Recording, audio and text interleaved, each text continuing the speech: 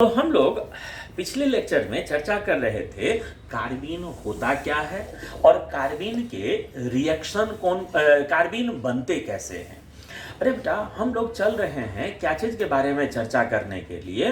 तो हम लोग चल रहे हैं चर्चा करने के लिए रिएक्शंस ऑफ कार्बीन के बारे में। कार्बीन कौन कौन सा रिएक्शन दिखाता है उसके बारे में चर्चा करने चलते हैं, ठीक है।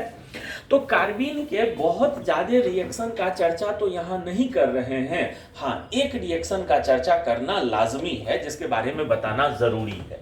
तो सुनना, हम अभी बात कर रहे हैं रिएक्शन ऑफ कार्बीन। ध्यान से सुनना बेटा। देखो,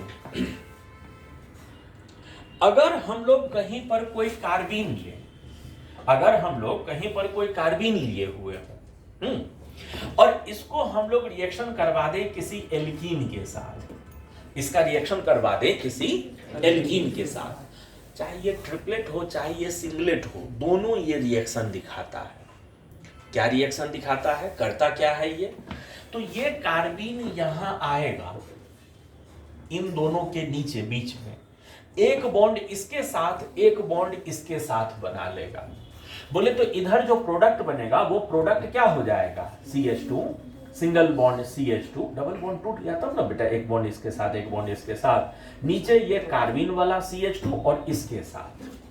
कभी भी किसी भी एल्कीन को अगर कार्बीन के साथ रिएक्शन करवाओगे तो प्रोडक्ट में एक 3 मेंबर्ड साइक्लिक रिंग जरूर मिला करेगा। जैसे हम लोग को एक क्वेश्चन पूछा गया है कि एक साइक्लोहेक्सीन मॉलिक्यूल था और इसको हमने डाइएजोमीथेन मिलाकर हमने हीट कर दिया।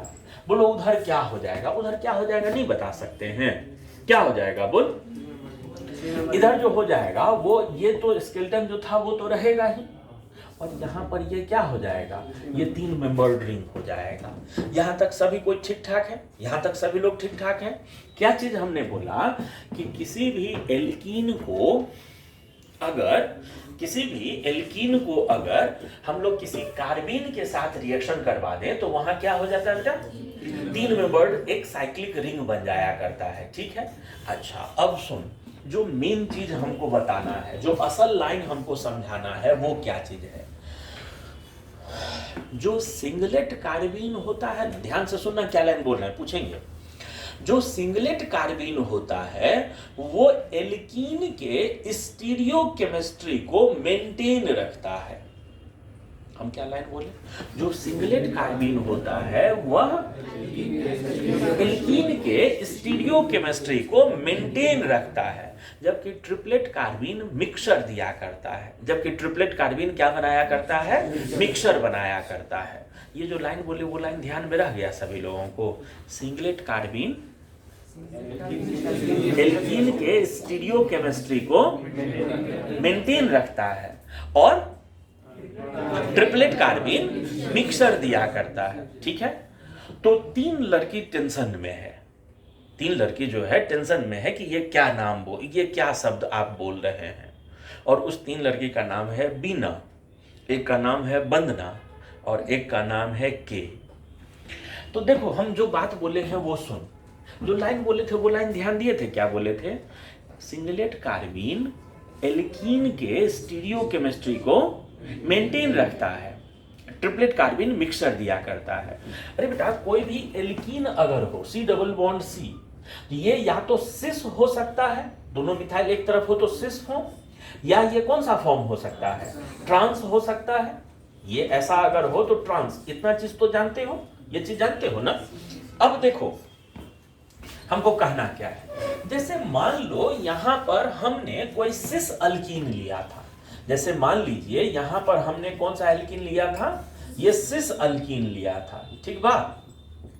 सिस अल्कीन हमने लिया था और इसको हमने रिएक्शन करवा दिया किसी सिंगलेट कार्बीन से। अरे बेटा, सिंगलेट कार्बीन को ऐसे दिखाते हैं, ठीक। ये यहां आएगा और इसके साथ साइक्लोप्रोपेन बना लेगा। ये यहां आएगा और इसके साथ क्या बना लेगा? साइक्लोप्रोपेन। चलो यहां साइक्लोप्रोपेन बना देते हैं, लेकिन साइक्लोप्रोपेन जो बनाया है तो इन दोनों कार्बन पर यहां और यहां 2 मिथाइल भी लगेगा वो दोनों मिथाइल सिस फॉर्म में लगेगा कि ट्रांस फॉर्म में लगेगा। तो जैसे यहां पर था ना वैसे ही यहां भी रहेगा, माने यहां भी वो दोनों मिथाइल किस फॉर्म में रहेगा, सिस में ही रहेगा। तो यहां पर जो हम लोग दिखाएंगे वो ऐसे दिखाएं, और दोनों मिथाइल अभी भी कौन सा फॉर्म में है, सिस फॉर्म में है, हाइड्रोजन यहां है। तो स्टीरियोकेमिस्ट्री को मेंटेन नहीं रखा, ये वाला अगर सिस था तो ये हमारा साइक्लोप्रोपेन जो बना है वो भी कौन सा फॉर्म है, सिस। अगर मान ले यहाँ वाला जो एल्कीन हमारा होता वो ट्रांसफॉर्म होता, बोले तो एक मिथाइल यहाँ एक मिथाइल यहाँ, ये हाइड्रोजन यहाँ ये हाइड्रोजन यहाँ, और इसको हमने रिएक्शन करवा दिया था सिंगलेट कार्बीन के साथ। इसको हमने रिएक्शन करवा दिया था क्या चीज के साथ, सिंगलेट कार्बीन के साथ रिएक्शन करवा दिया था। My dear, singlet carbene stereochemistry को क्या रखता है, मेंटेन। उधर जो साइक्लोप्रोपेन बनेगा वो साइक्लोप्रोपेन बनेगा तो जरूर, लेकिन ये साइक्लोप्रोपेन कैसा फॉर्म होगा, चूंकि हमारा एल्कीन इधर ट्रांसफॉर्म है और इसका नेचर है स्टीरियोकेमिस्ट्री मेंटेन रखना, तो उधर जो एल्कीन बनेगा वो भी, ये मिथाइल ऊपर था तो यहाँ भी ऊपर रहेगा, हाइड्रोजन नीचे, और यहाँ पर हमारा मिथाइल नीचे था तो यहाँ भी वो मिथाइल नीचे रहेगा, हाइड्रोजन ऊपर रहेगा। अब समझ में आया था हम क्या बोल रहे थे। सिंगलेट एल्कीन जो होता है, सिंगलेट कार्बीन जो होता है वह एल्कीन के स्टीरियोकेमिस्ट्री को मेंटेन, आप इधर सिस वाला कराइए तो उधर साइक्लोप्रोपेन भी सिस वाला, ट्रांस वाले को करवाइए तो उधर भी वो ट्रांस वाला। लेकिन अगर ट्रिपलेट कार्बीन होता तो मिक्सचर ऑफ प्रोडक्ट बना करता। ट्रिपलेट कार्बीन जो होता है वो क्या किया करता है, मिक्सचर ऑफ प्रोडक्ट दिया करता है, माने कुछ मात्रा में सिस फॉर्म भी और कुछ मात्रा में ट्रांस फॉर्म भी। बोले तो जैसे मान लो ऊपर वाले दोनों रिएक्शन को मिटाकर वो वाला रिएक्शन अगर एग्जांपल लिखें कि मान लीजिए यहाँ पर हमने कोई सिस एल्कीन लिया है, ये CH3, ये इथे भी CH3, ये H, ये H, और इसको हमने रिएक्शन करवा दिया है अब की बात कौन से कार्बीन से, ट्रिपलेट कार्बीन से। ट्रिपलेट कार्बीन को ऐसे दिखा दिए तो बेटा उधर जो प्रोडक्ट बनेगा वो प्रोडक्ट क्या कैसा हो जाएगा, बोल, कुछ परसेंटेज में सिस फॉर्म और कुछ परसेंटेज में ट्रांस फॉर्म। कहने का मतलब इधर जो बन जाएगा वो दो तरह का साइक्लोप्रोपेन बना करेगा। कुछ साइक्लोप्रोपेन में ये मिथाइल नीचे, ये मिथाइल भी नीचे, ये हाइड्रोजन और कुछ में ये मिथाइल यहाँ नीचे तो यहाँ पर मिथाइल ऊपर, यहाँ हाइड्रोजन नीचे तो यहाँ वाला हाइड्रोजन ऊपर, दोनों तरह का प्रोडक्ट बना करेगा। लेकिन इसमें भी जो मेन वाला है, जो इसका वो है जैसा ये है, वो ज्यादा मात्रा में होगा। ट्रिपलेट में भी मिक्सचर जरूर बनता है, लेकिन उस मिक्सचर में ज्यादा मात्रा में कौन सा चीज होता है, जो पेरेंट एल्कीन था। अरे इन दोनों में मेजर कौन हो जाएगा, ये पहला वाला कि बाद वाला, पहला वाला मेजर हो जाएगा। इतना जो बात बताएं ये बात समझ में आ गया सभी लोगों को, ये इतना जो चीज बताएं ये इतना कहानी समझ में आ गया था सभी लोगों को, पक्का। तो ये हम लोग चर्चा कर रहे थे अभी एक रिएक्शन इंटरमीडिएट के बारे में, और इस रिएक्शन इंटरमीडिएट को हम लोग क्या नाम से पुकार रहे थे, कार्बीन के नाम से पुकार रहे थे, ठीक है। तो अभी तक हम लोग पढ़ रहे थे कौन सा टॉपिक, रिएक्शन इंटरमीडिएट में कार्बीन के बारे में पढ़ रहे थे। हम लोग यहाँ से आगे चलते हैं और हम लोग चर्चा करने चलते हैं नाइट्रीन के बारे में। अगला रिएक्शन इंटरमीडिएट जो होता है उसके बारे में चर्चा करने चल रहे हैं, और ये रिएक्शन इंटरमीडिएट हो जाएगा क्या चीज, नाइट्रीन्स। जानते हो बेटा हम लोगों को जितना भी रिएक्शन पढ़ना है उसमें दो ही रिएक्शन हम लोगों को पढ़ना है जिसमें रिएक्शन इंटरमीडिएट नाइट्रीन बनता है, और वो भी जब ऑर्गेनिक केमिस्ट्री खत्म हो रहा होगा तब। एक रिएक्शन शायद आप लोग नाम तो जरूर सुने होंगे, एक रिएक्शन होता है जिसको बोलते हैं Hofmann's bromamide degradation reaction, Hofmann's bromamide reaction या Hofmann's bromamide degradation reaction. Carboxylic acid derivatives में एमाइड का रिएक्शन होता है, वहां पर ये इंटरमीडिएट आएगा। और एक रिएक्शन होता है जिसको बोलते हैं कार्बाइल अमाइन रिएक्शन, एक रिएक्शन होता है जिसको क्या नाम से पुकारते हैं? कार्बाइल अमाइन में भी नाइट्रीन नहीं होता है इंटरमीडिएट के रूप में। कार्बाइल अमाइन में भी नहीं, हॉफमैन्स ब्रोमाइड में ही होता है नाइट्रीन इंटरमीडिएट के रूप में। तो एक रिएक्शन वही हम लोगों को पढ़ना है जिसमें नाइट्रीन, माने बहुत कम चर्चा है इसका, लेकिन फिर भी ये होता क्या है सुन। जानते हो बेटा, नाइट्रीन और कार्बीन में सिमिलैरिटी है।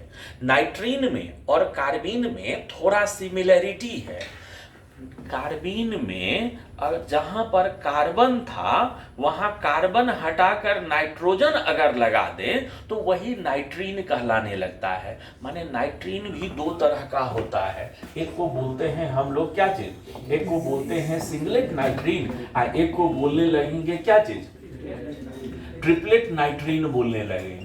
ठीक है, जानते हैं नाइट्रोजन के बारे में एक चीज तो समझते हो ना कि नॉर्मल कंडीशन में 3 बॉन्ड पेयर, एक लोन पेयर होता है। नाइट्रोजन का नॉर्मल कंडीशन तो यही होता है ना। तो एक बॉन्ड को सलामत रहने दो, उसको डिस्टर्ब मत करो। ये दोनों बॉन्ड के बदले में एक जगह एक ऑर्बिटल खाली और एक ऑर्बिटल में 2 इलेक्ट्रॉन कर दो, तो ये कौन सा नाइट्रीन हो गया? सिंगलेट नाइट्रीन। अरे बेटा ट्रिपलेट नाइट्रीन का स्ट्रक्चर आंखों में चमक न रहा है? चमक रहा है। कैसा? ये ऐसा हो जाएगा। ये कौन सा नाइट्रीन हो गया? ट्रिपलेट नाइट्रीन हो गया। सुनो ना, इसका स्पिन मल्टीप्लिसिटी क्या हो जाएगा? 1। इसका स्पिन मल्टीप्लिसिटी क्या हो जाएगा? हर साल के भांति इस साल भी 3। ये जो हो जाएगा वो क्या हो जाएगा? मोर स्टेबल हो जाएगा। ये जो हो जाएगा वो क्या हो जाएगा? रिलेटिवली लेस स्टेबल हो जाएगा, रिलेटिवली कम स्टेबल हो जाएगा। ठीक है, अब सुन, नाइट्रीन बनता कैसे है उसके बारे में चर्चा कर रहे हैं। ठीक है, तो जानते हो बेटा, एक मॉलिक्यूल होता है जिसको हम लोग बोलते हैं आइसोसाइनेट। ठीक है, एक मॉलिक्यूल होता है जिसको हम लोग क्या बोलते हैं? आइसोसाइनेट। आइसोसाइनेट फंक्शनल ग्रुप होता है NCO। जैसे आइसोसाइनेट होता है कौन सा मॉलिक्यूल? CH3 CH2 और ये N double bond C double bond क्या चीज? O। ये आइसोसाइनेट है।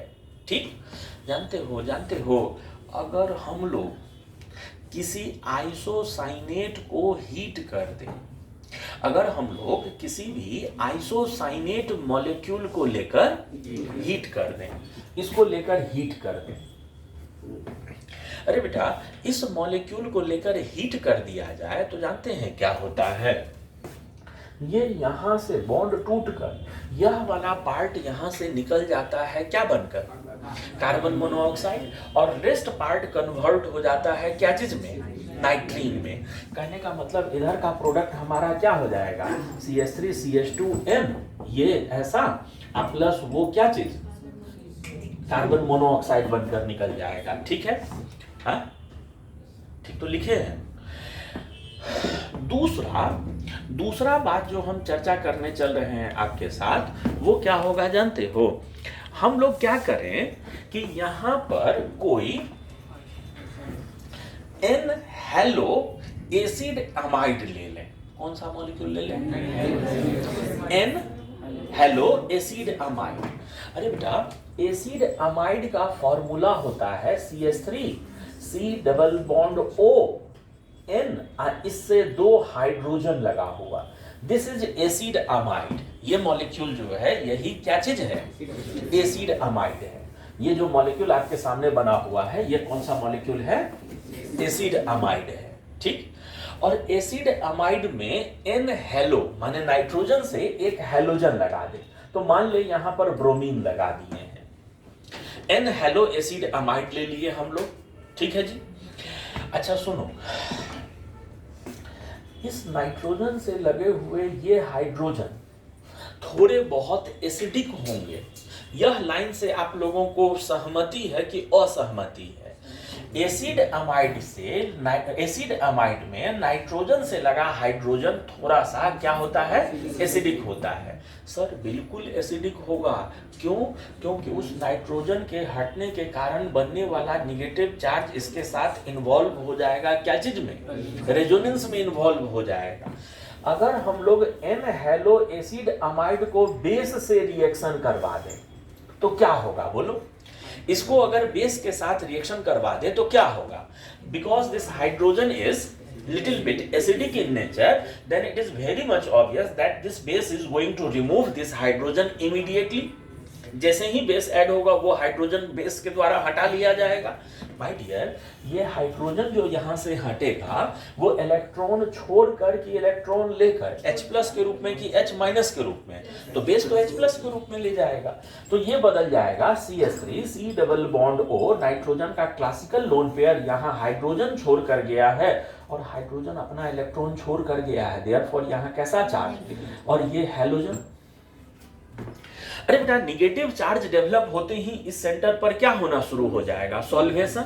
और ये सेंटर का जो सॉल्वेशन शुरू हो जाएगा उसके कारण एनर्जी जनरेट होगा और वो एनर्जी के कारण ये बॉन्ड यहाँ से क्या हो जाएंगे? टूट जाएंगे। अरे बेटा, ये बॉन्ड जो टूटा तो ये नाइट्रोजन का ये ऑर्बिटल क्या हो जाएगा?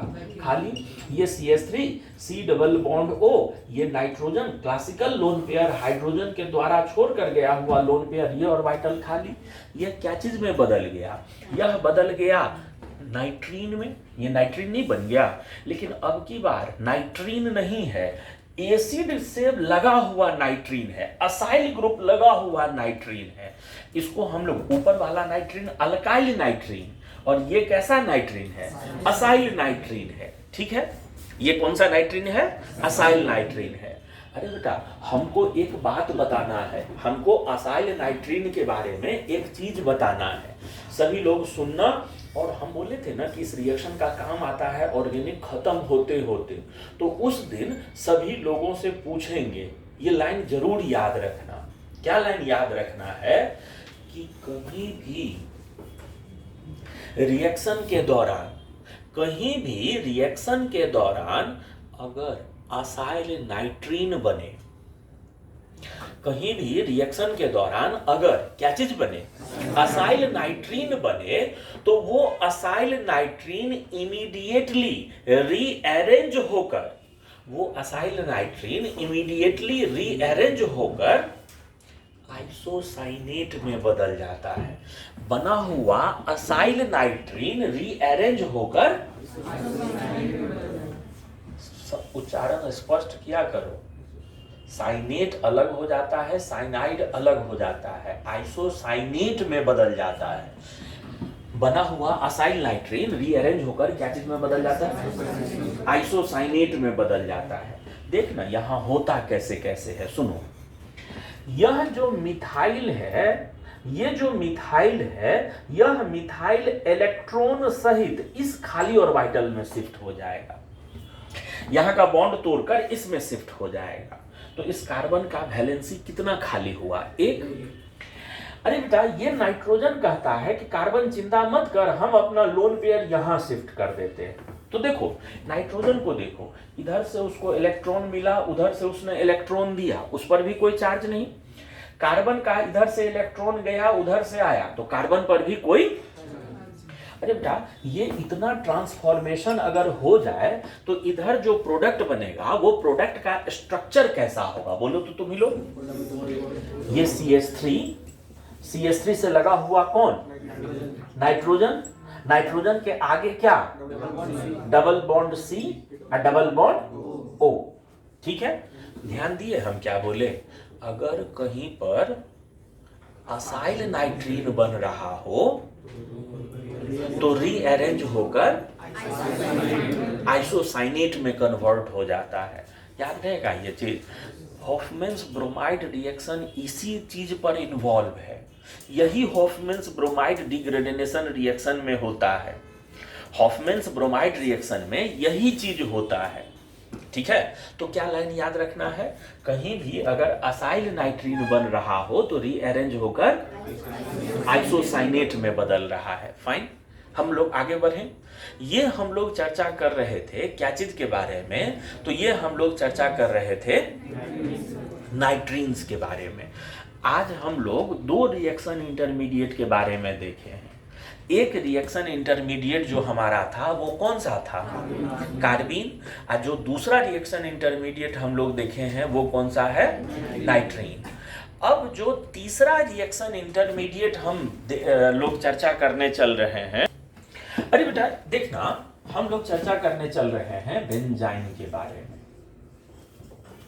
ये बेंजाइन होता क्या है, बेंजाइन कहते किसको है? तो बेंजाइन हम लोग बोलते हैं इस चीज को, 6 मेंबर्ड रिंग हो, अल्टरनेट डबल बॉन्ड भी हो और 2 कार्बनों के बीच में एक एक्स्ट्रा बॉन्ड हो। This is benzene. ठीक है, जानते हो बेटा, ये जो बेंजाइन का आपको दिख रहा है ये अपने आप में यूनिक चीज है, ऐसा चीज और नहीं देखने को मिलता है। अभी भी इस कार्बन का हाइब्रिडाइजेशन sp2 ही बोलना है और अभी भी इस कार्बन का हाइब्रिडाइजेशन क्या बोलना है, sp2 ही बोलना है। एक बात जानते हो, रिंग के अंदर में ट्रिपल बॉन्ड एग्जिस्ट करना मुश्किल काम है। हमने क्या बोला, रिंग के अंदर में ट्रिपल बॉन्ड एग्जिस्ट करना, ये मॉलिक्यूल नहीं बनता है। सर काहे, बना तो दिए, लिख तो दिए हैं, तो क्या दिक्कत है? देखिए तो कितना सुंदर लग रहा है देखने में, रिंग के अंदर में वो ट्रिपल बॉन्ड डाल दिए हैं, दिक्कत क्या है आपको? अरे बेटा यहां पर दिक्कत ये है कि अगर यहां ट्रिपल बॉन्ड बनाए हैं तो इस कार्बन और इस कार्बन का हाइब्रिडाइजेशन क्या हो गया, sp। और अगर किसी भी चीज का हाइब्रिडाइजेशन sp हो तो उसका बॉन्ड क्या हुआ करेगा, सीधा। If the carbon have sp hybridization, then this atom and this atom which is attached to this central atom will be in a single line। ये एक लाइन में हो जाएगा। और अगर इसका भी हाइब्रिडाइजेशन sp है तो इससे लगा हुआ ये एटम और ये एटम ये एक लाइन में, माने ये चारों क्या होना चाहिए, एक। अगर ये sp हाइब्रिडाइज सही में रहे तो ये चारों एटम एक लाइन में हो जाएगा, ऐसा हो जाएगा। अब तुम ही लोग सोचो, अगर 4 एटम एक लाइन में हो, इधर हमारा इधर अब कितने कार्बन बचे हैं? तो ये 2 कार्बनों के बस की बात है कि एक उसके साथ बॉन्ड बना ले। बात समझे, ये नहीं हो सकता है। तो किसी भी रिंग के अंदर में ट्रिपल बॉन्ड तभी हो सकता है जब वो रिंग में बहुत ज्यादा कार्बन हो, ढेर सारे कार्बन मिलकर ये ऐसा रिंग बना रहे हो। कार्बन की संख्या जब तक 12 या उससे ज्यादा न हो जाए तब तक रिंग के अंदर में ट्रिपल बॉन्ड नहीं एग्जिस्ट किया करेगा। ये बात समझे, ज्यादा लंबा चेन में ही, ज्यादा संख्या वाले कार्बन के रिंग में ही ट्रिपल बॉन्ड होगा। छोटे रिंगों में ट्रिपल बॉन्ड, अगर हम लोग से क्वेश्चन पूछे, 4 मॉलिक्यूल दे दे, बोले कि इसमें से कौन सा मॉलिक्यूल एग्जिस्ट नहीं कर सकता, अगर ये भी ऑप्शन में हो तो इसको टिक करना है। ये बात समझ में आ गया? सर आप भी गजब बात करते हैं। एक बार अपने कह रहे हैं कि रिंग के अंदर में ट्रिपल बॉन्ड न एग्जिस्ट करेगा, अब ऊपर में कौन सी बनाए हैं बताइए तो, लिखे उसके बारे में कि वो भी एग्जिस्ट न करता है। तो फिर वही सर कह रहे हैं कि ना सुन तो सही, ई एग्जिस्ट करता है। वही सर कहेंगे फिर से क्या चीज, कि सुनो तो सही ये है क्या। इसीलिए तो बोले थे कि ये यूनिक चीज है, बहुत अलग सा चीज है। सुनो सब लोग, बेंजीन से तो रूबरू हैं सभी लोग। बेंजीन में होता क्या है कि 3 जगह पाई बॉन्ड है, यहां पर यहां पर यहां पर यहां पर यहां पर यहां पर, हर जगह क्या मौजूद है, एक हाइड्रोजन मौजूद है। हर जगह क्या मौजूद है, एक हाइड्रोजन मौजूद है। अरे बेटा यहां हम लोग करते हैं क्या कि ये हाइड्रोजन तोड़कर किसी के तरफ फेंक दिए और ये हाइड्रोजन तोड़ के भी किसी के तरफ फेंक दिए। ये दोनों हाइड्रोजन अगर यहां से हटा दिए हैं तो यहां क्या हो जाएगा, यहां हो जाएगा एक हाइब्रिड ऑर्बिटल इधर के तरफ, एक हाइब्रिड ऑर्बिटल इधर के तरफ। और ये हाइब्रिड ऑर्बिटल कौन सा हाइब्रिड ऑर्बिटल है, sp2 हाइब्रिड ऑर्बिटल है। इस कार्बन का जो हाइब्रिडाइजेशन है वही हाइब्रिड ऑर्बिटल होंगे ना उसके चारों तरफ। हम हाइब्रिडाइजेशन थोड़ा सा बताए थे किसी दिन। तो ये वाला हाइब्रिड ऑर्बिटल कौन सा है, sp2, और ये हाइब्रिड ऑर्बिटल भी कौन सा है, sp2। अच्छा, हम लोग जानते हैं बॉन्डों में टू एंड फ्रो मूवमेंट हुआ करता है, bond to and fro move किया करता है। अरे बेटा, कभी कभी क्या हो कि ये हाइब्रिड ऑर्बिटल और ये हाइब्रिड ऑर्बिटल एक दूसरे के साथ ओवरलैप हो जाए, ये दोनों हाइब्रिड ऑर्बिटल एक दूसरे के साथ क्या हो जाए, तो जो इंटरमीडिएट बना है यही बेंजाइन है। कहने का मतलब बेंजाइन में ये जो बाहर वाला एक्स्ट्रा बॉन्ड दिख रहा है ये बना हुआ है sp2 हाइब्रिड ऑर्बिटलों के ओवरलैपिंग से। अच्छा, मेरा एक बात सुन, इतना देर से तो आप ही का बात ही सुन रहे हैं, एक बात सुन, बोलिए ना कि ये 100वां बात सुन, लेकिन ये भी बात सुन अब, ठीक है ना। जैसे मान लो एक जगह कहीं दीवार है, और उस दीवार में है क्या चीज कि एक 8 इंची वाला पतला सरिया होता है, लोहा वाला सरिया जो होता है रिंग बनाने के लिए पतला वाला सरिया है। यहाँ एक 8 इंची का और थोड़ा दूरी पर फिर एक 8 इंची का सरिया दीवार में फिक्स किया हुआ है, और हमने आप लोगों में से किसी को कहा कि ये दोनों सरिया को एक साथ लाकर बांध दो, तो कोई भी आया उसको बांध दिया। लेकिन फिर दूसरे जगह एक जगह 16 इंच वाला सरिया था, काफी मोटा मजबूत वाला जो होता है, और फिर दूसरे जगह भी एक 16 इंची का सरिया दीवार से निकला हुआ था, 1-1 फीट इतना इतना लंबा।